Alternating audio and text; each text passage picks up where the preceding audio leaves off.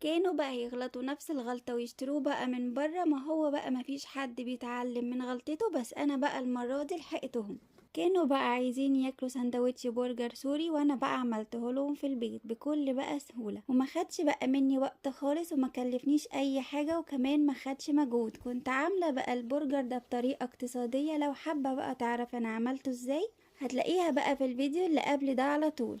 ولو لسه بقى مكملة معايا الفيديو، ياريت بقى تدعميني باللايك وكمان متابعة وشير للفيديو، وتعرفيني بقى في الكومنتات من اي بلد بتتابعيني. جبت بقى البرجر بتاعي وقليته، اول بقى ما برد معايا قطعته، وكان عندي بقى عيش سوري في الفريزر وطلعته. حطيت بقى فيه ميكس جبن وقطع البرجر، وكمان بقى حطيت فيه بطاطس وكاتشب ومايونيز، ولفيته بقى وحطيته على الجريل على الجنبين لحد بقى ما اتحمص معايا وبقى بالشكل ده. وكان بقى طعمه جميل وكمان احلى من الجاهز بكتير. وبعد ما شافوه كده ندموا بقى ان هما كانوا هيجيبوه من بره.